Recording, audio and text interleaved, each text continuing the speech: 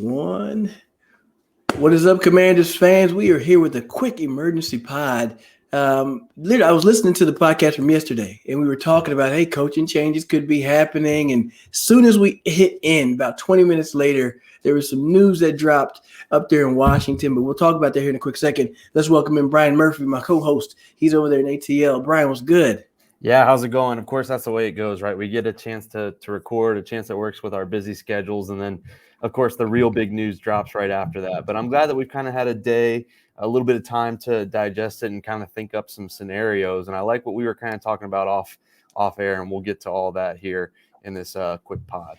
Yes, indeed. But obviously, the news that we're here for is that OC Scott Turner has been fired. He's been relieved of his duties by Ron Rivera. And honestly, I think that's probably the right thing to do. It was like a 20th ranked offense, only about 330 some odd yards per game. Definitely didn't get everything out of the talent that came with that offense. But let's quickly, let's talk about our sponsor, Bet Online. Brian, you got that?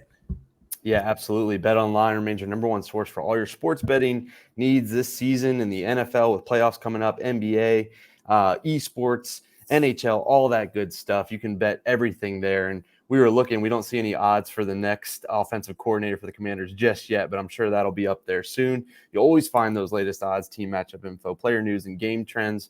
There's always live betting, free contests, and live scores for almost any sport or game imaginable. And BetOnline, we're the fastest and easiest way to bet all your favorite leagues and events. And don't forget to use your promo code BLEAV for 50% off your welcome bonus. So if it's your first time, put in BLEAV and get your bonus there. BetOnline, where the game starts. And obviously, we're starting with the end, and that's the end of the Scott Turner era in Washington, D.C. You mentioned some of the stats. It just wasn't good enough for, I think, what we've been saying all season long. The talent is all there, and it just wasn't translating to points or even yards. So tough for Scott Turner. We wish the best for him, but you're right. I think it was time to move on. I think it's time to find some new blood there in D.C. Yes, indeed. And one of the things that was in the press conference, and some people shared with me on Twitter, is that apparently they're looking for some more of a 2-to-1 run first type of an offense, and that's what they put tabs on. And I can tell you, I don't agree. Yeah. I do not agree with that mindset. Not that I don't like running the ball. I do think it's a very important part of the game, but when you're most talented and most explosive players wearing 17, 1, and 10, find somebody, in my eyes, find somebody who's going to have the ability to take advantage of 3 wide receiver sets. Yep. I think that should be your base lineup, and you can still run the ball behind that. You can have success with that. I mean, you look at maybe past years of Green Bay, and those are type of offenses that I see. You maximize that. I feel like the team performed better whenever you were operating with those 3 receiver sets. You got more yards downfield, you got some shots downfield, and you get guys in space. I mean, Terry McLaurin's going to get a lot of attention, and with those 3 talented receivers out there, you're going to get some shells, some soft shells that are going to make the running inside a little bit easier for Brian Robinson and the crew. So I say somebody that's going to be able to operate out of that 3 wide receiver set is the game plan. I don't really care to see a 2-to-1 power run. This isn't. You don't have a Derrick Henry back there. That team isn't built like that. Yeah, and you don't have a fullback either. I mean, that would have sounded really nice back in the late 2000s, maybe early 90s, when everybody had a fullback. And I just hope that worried me too. And I hope that this is Ron Rivera's chance and the Commanders' chance to get young. Maybe not even young. Maybe the word is modern. And I think that is what I want to see is there are tons of teams that run the ball really well. The Philadelphia Eagles in the division, the Giants as well in the division. You mentioned the Packers. They had a two-headed monster. They've had a two-headed monster for the last 10 years, it's felt like, in the backfield. So running the ball is okay, but you're absolutely right. Your best weapons are your wide receivers. And, Terry McLaurin is who he is. Jahan Dotson finally coming back healthy this last month of the season. He was unguardable. Even the San Francisco 49ers didn't really have an answer for him. So you're absolutely right. I don't want to pigeonhole this offense into something that it's not. And I hope that Ron Rivera kind of thinks outside of the box, a little less traditional, and finds a guy that can be effective. We mentioned the Packers. I think you saw an article about, could Nathaniel Hackett, now that he's gone from Denver, come over? I'm thinking maybe somebody from the Eagles coaching staff, but you're right, somebody that can run the ball, but can also utilize their weapons in a big way, because that's what the NFL is. It's using your best players.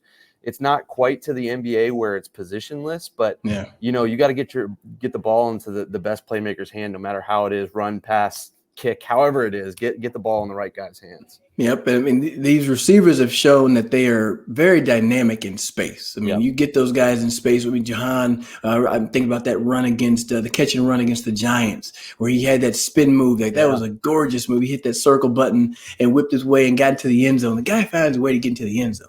Curtis Samuel's awesome in a phone booth. He can get out of trouble. Yep. And then even if, depending on even what you got with Brian Robinson, like I mentioned, you're going to get some soft boxes back there. You're going to have they can't put too many people in the box when you got some weapons outside that can really push the ball downfield. And we saw the way Sam Howell was throwing the ball. So I'm thinking if you do get a Nathaniel Hackett, and the way that the article was saying, like maybe they could lure an Aaron Rodgers, to come over there to Washington, and sure, that'd be a huge upgrade in the position. And yeah, I think everybody would probably be very excited for that. Even if I was Sam Howell, I would be excited. I would probably welcome an Aaron Rodgers to be able to learn from a guy like that and sit back and just see how he operates. Because I can tell you, being on the opposite sideline, you just sit there and you're like, that dude's a whole cheat code.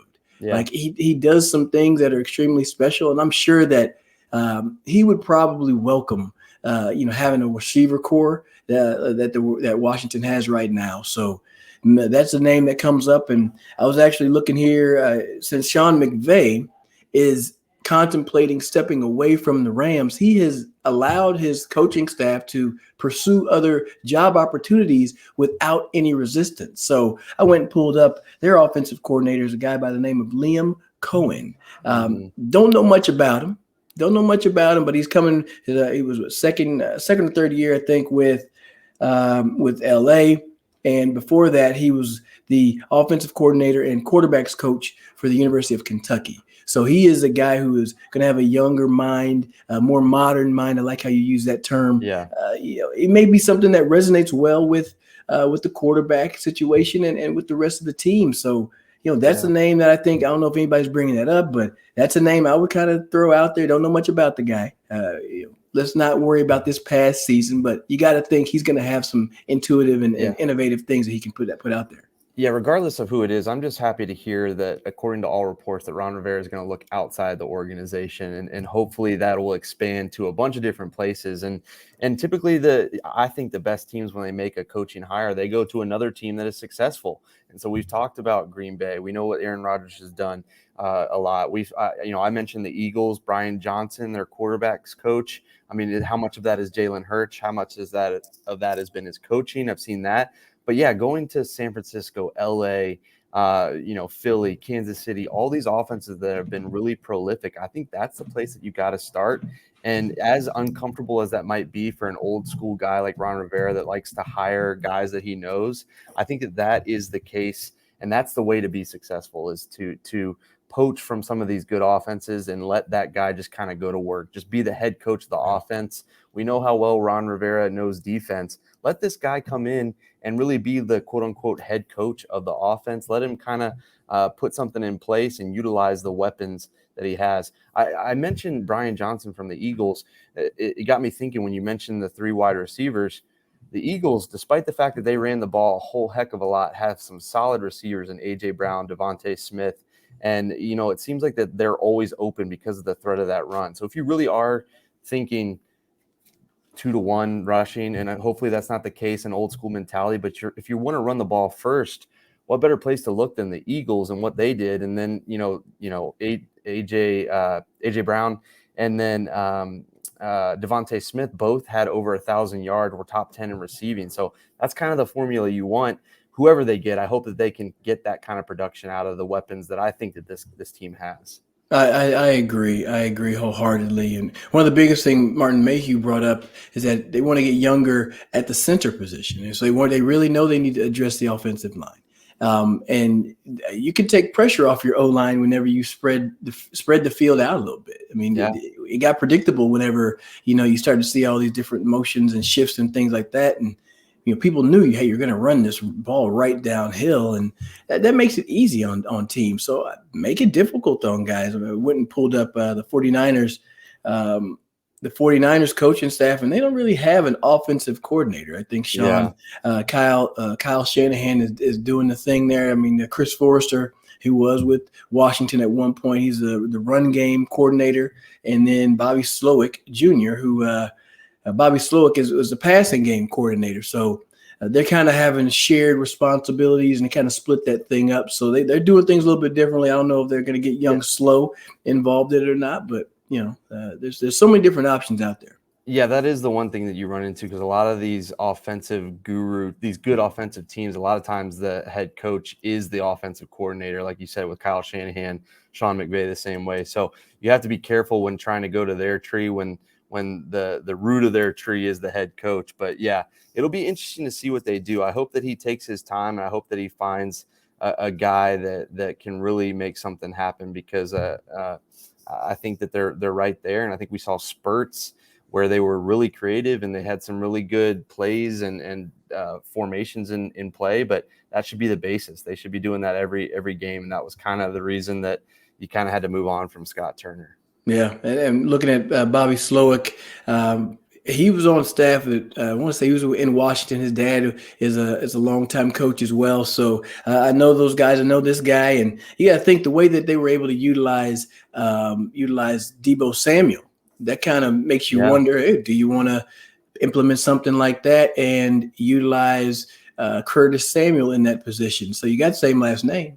Yeah, You might as why well, not? right? Might as well see if they could do some of the similar things. Obviously, Mike McDaniel was coming from that tree as well, and was able to operate in that same offense with that same personnel. So I think there's a lot of names that are going to probably pop up over the next few months. And one thing that I thought of is, for me, just with the status of Ron Rivera, I think that whoever you choose as OC, I'm wondering, hey, do you think that this is eventually like a grooming period? Then you're going to eventually hand the keys over and allow them to be the head coach.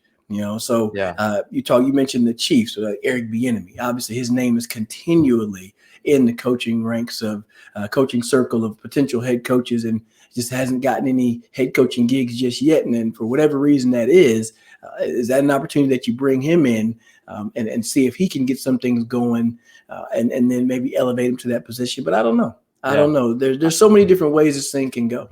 I would like to think that both the Commanders and Ron Rivera have each other's interests in mind. And I wonder, I'm with you. I wonder if Ron Rivera kind of realizes that, maybe he would be better off stepping away or stepping up to that front office, something that we've kind of thrown around a little bit. And would they do something? And I think we've mentioned it before, like the Buccaneers, Bruce Arians, got him to the Super Bowl, got the win. And then he was able to step up to a front office position, let Todd Bowles take over. You're right. Could Ron Rivera be looking at that, kind of not under the table in like an illegal way, but saying, hey, we want you to potentially not just be our OC, but be our coach in waiting. And that could be a really good formula and be really enticing for a guy that maybe wouldn't necessarily come to Washington in the first place. But that could be an interesting thought and something that you definitely have to think about. I think that's kind of how the NFL is going right now. When you hire a guy for a coordinator position, you have to kind of realize, hey, they could be a potential head coach one day, and do they have those personality traits and have what it takes? So hopefully they're looking at that as well. That's a good point. Yeah, I had taken some notes, and I have this status of the basically what are the term I use? It was like a State of the Union address before the Commanders, the State of the Commanders, and I went back and I was looking and seeing like there are a lot of big name coaches that have made their way out of DC. You've obviously had Mike McDaniels, Kyle Shanahan, Sean McVay, Matt LaFleur, offensive coordinator in Minnesota right now. Wes Phillips spent some time in DC. Head coach over there, Kevin O'Connell, spent some time in DC. So you're looking at 6, 7 coaches, and probably all of them are going to get some head coaching gig at some point in time. Do not let some talent leave. I mean, and if you bring this person in, you got to hope that this guy's going to be able to stay a while. Don't let it be, a spot where they can just leapfrog and use it as a springboard onto a head coaching position elsewhere. Because generally, for the most part, everybody's had some good success after they've left. I mean, 3 of those guys are head coaches right now. Yep. So you got to develop something. Got to keep the guys in house, and that's the way you're going to build a winning culture that's going to be able to go for a really, really long time. Yeah, absolutely. Well, it'll be interesting to see what they do. I'm excited for it. I think it, like we said, there are so many possibilities with this offense that I think it is an intriguing place for a coach to come. But as soon as we find out, we will do another a podcast. Don't know when that'll be, but I'm excited to kind of see who it could potentially be and what they do there moving forward. So glad we were able to get this in.